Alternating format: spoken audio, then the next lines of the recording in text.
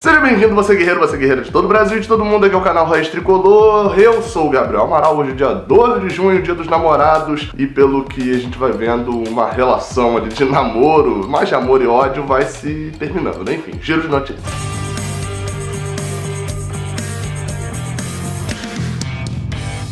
Como eu falei, hoje é dia 12 de junho, então deixe seu like. E aí faça outra coisa também, pega a conta da sua namorada ou do seu namorado, né, dependendo de quem tá assistindo. Pega a sua conta aí, vai lá na dela e fala, vou me inscrever no Raiz Tricolor pela sua conta. Desativa o sininho se a pessoa não ligar, enfim. Faz isso daí e dá uma moral pro Raiz Tricolor também. Não precisa assim, ativar sininho pra receber notificação, atrapalhar a vida dele ou dela, não. Agora, vai lá, se inscreve e tal, me dá essa moral aí. Vamos ver se a gente bate 50 mil aí até o final da semana, beleza? Seguimos.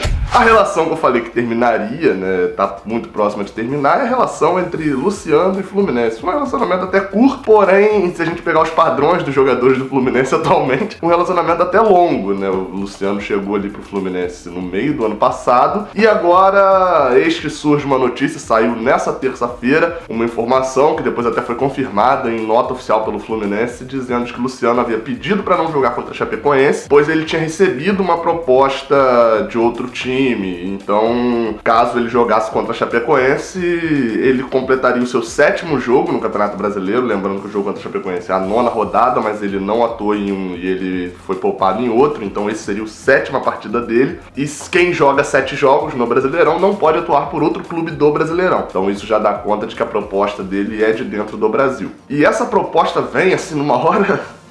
Eu não sei qual seria uma hora boa, né? Mas ser uma hora pior do que essa é difícil de imaginar. Porque o Fluminense vem pra esse jogo contra a Chapecoense com uma série de desfalques que eu já perdi as contas, mas são mais de 10 já jogadores fora. Se a gente for pegar só o time titular, então são 6 jogadores, 5, 6 jogadores, eu acho.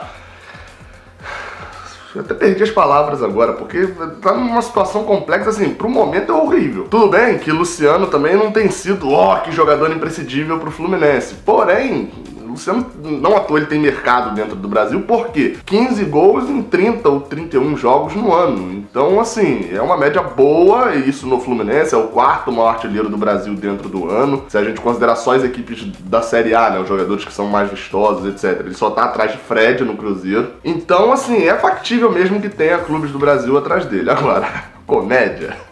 é que estão especulando o Luciano nos mesmos 4 clubes que especularam o Johnny Gonzalez também. E aí, por que eu digo que isso é comédia? Porque Atlético Mineiro, Grêmio, Cruzeiro e Corinthians, é fácil você especular em 4 times de 4 mercados diferentes. O mercado do Rio Grande do Sul, de Minas e de São Paulo, e são times que não estão satisfeitos com seus elencos e que estão buscando, é óbvio, que se sair a especulação, vai botar em um desses 4 times. Então também não dá pra levar todo mundo a sério. A comédia em relação ao Corinthians, e até o motivo dessa thumb aí que eu fiz com os jogadores, é que o Corinthians tá querendo virar uma sucursal do Fluminense, né, lá em São Paulo. Porque já levou nos últimos anos aí Henrique, levou Douglas, que agora já tá lá no Bahia, né, tá chamado de Douglas Augusto, inclusive, e no último ano levou Richard Sornosa. Agora se levar Luciano também, ainda quer o Johnny Gonzalez, né, segundo as informações aí, seriam 6 jogadores, daqui a pouco eles vão chegar Laranjeiras. A gente tá querendo comprar um estádio aqui no Rio de Janeiro. Dá pra gente comprar, não? Se noticiou também a possibilidade do Fluminense querer uma troca em relação ao Luciano. Mas aí eu vi até gente que... paga multa, então! Meu amigo, não tem multa. O Luciano não pertence ao Fluminense. O Luciano pertence a outro clube. Ele tá emprestado no Fluminense e foi emprestado no ano passado por 3 anos. Esquisito um contrato de empréstimo por 3 anos. Se o Fluminense quiser adquirir o Luciano pra ele mesmo vender, ou adquirir o Luciano de vez, enfim, quiser ficar com o jogador, 500 mil euros. Hoje daria ele mais de 2 milhões de reais. Óbvio que a gente sabe que não vale a pena, se for um esforço pra fazer isso com o Everaldo, o Fluminense não vai fazer isso com o Luciano. Porém, numa possível venda, como o Fluminense tem um contrato ali, teria que haver uma negociação, etc. Então o Fluminense espera que nessa negociação ele consiga ou uma troca por Luciano, né, trazer um jogador, ou então uma compensação financeira ali por estar liberando antes do final do empréstimo. Eu pelo menos espero que eles sejam inteligentes nessa troca, né? Assim como foram no caso de Caio Henrique, de Alan, enfim, dos outros jogadores que foram contratados aí recentemente do Fluminense, e que não seja como foi no caso do Guilherme, enfim, né, que trouxe um jogador que... nada.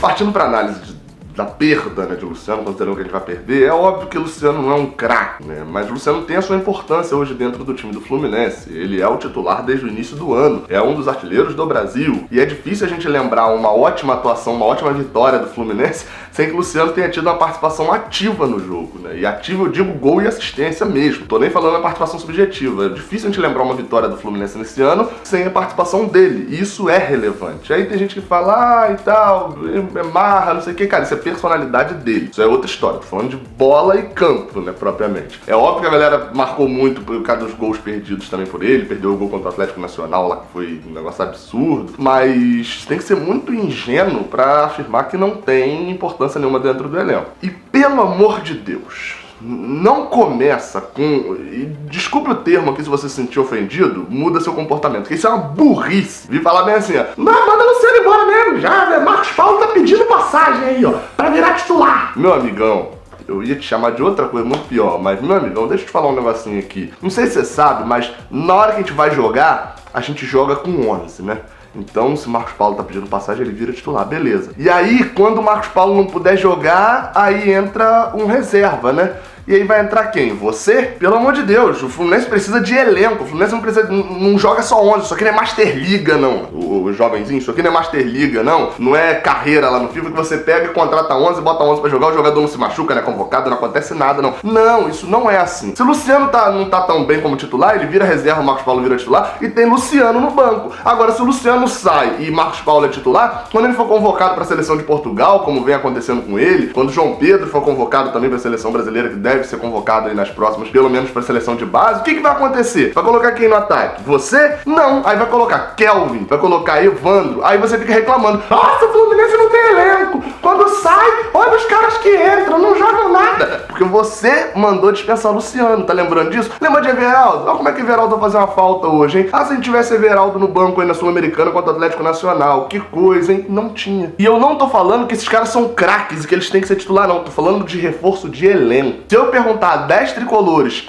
se eles gostam de Luciano, talvez 5 respondam que sim, 5 respondam que não. Agora, se eu perguntar a 10 tricolores se eles preferem Luciano no ataque ou Kelvin no ataque, mesmo sem Kelvin ter quase jogado, eles vão preferir Luciano e estão corretos, na minha opinião, porque Luciano já mostrou que veio. Luciano tem qualidade, não é o melhor do mundo, mas tem qualidade, precisa de jogadores assim no elenco. Não à toa, mesmo quando assumiu lá o novo presidente do Fluminense, o Mário Bittencourt, a primeira coisa que ele falou sobre reforços, etc, ele falou, ó, a gente precisa reforçar esse time que tá aí agora, porque o Campeonato Brasileiro é campeonato longo e etc. Ele falou que ia procurar reforços pra hoje, pra esse time assim, pra hoje, pra atual temporada. E isso ele falou antes de saber que ele poderia perder Luciano, Johnny Gonzalez e já perdeu o Matheus Ferraz. Então assim, não adianta ficar esse negócio de não gostou, sai. Outros dois tópicos importantes de falar é esse desmonte do time titular do Fluminense. Se a gente pegar o Fla-Flu lá, que foi como referência durante muito tempo de boa atuação do Fluminense, né, aquele 1-0 na semifinal da Taça Guanabara, pega o time titular daquele jogo, o time titular contra a Chapecoense, só tem Daniel nesse time contra a Chape. O resto,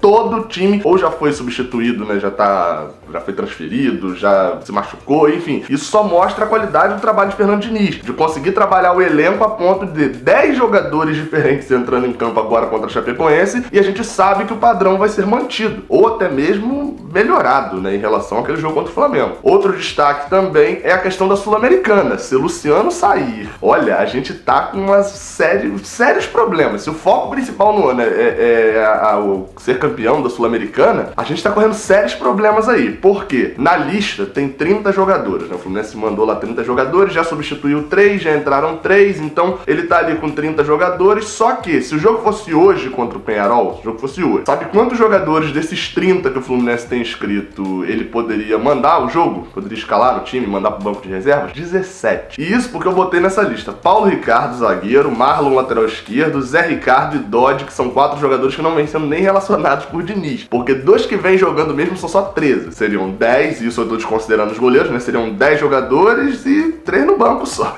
Ou seja, tem problemas nessa lista aí pra serem resolvidos. É óbvio que o Fluminense pode fazer 3 trocas pro jogo contra o Peñarol? Pode, mas se no vídeo de ontem que eu falei de Matheus Ferraz já tinha que fazer uma troca, saindo Luciano e Johnny Gonzalez, a gente só fica com Marcos Paulo, João Pedro, Pablo Diego e, se ficar, né, se não for transferido, que não deve ser mesmo, Johnny Gonzalez. São 4 atacantes pra jogar uma Copa Sul-Americana. tem que se atentar para isso. Mas isso não é função aqui minha, né? Eu tenho a função de analisar e trazer as informações para vocês. A função disso é da nova diretoria e ela vai ter muito trabalho tentando remontar um time que se desmontou em 5 meses, né? Pega as escalações do início do ano, pega as escalações de agora, são completamente diferentes. Não esquece do like aqui, não esquece de ir lá na conta lá da sua namorada ou do seu namorado para poder pegar lá e se inscrever aqui no Raiz Tricolor. Saudações tricolores e até a próxima, valeu! Eu tô aqui me perguntando por que você não assistiu esses 2 vídeos que estão aqui no canto, aparecendo aqui agora nessa tela final. O vídeo aqui de cima é o envio mais recente que eu fiz aqui pro canal, e o vídeo de baixo é um vídeo que o YouTube separou especialmente pra você, então vale a pena você conferir. Muito obrigado pela moral que vocês têm me dado, não se esquece do like aqui no vídeo, saudações tricolores.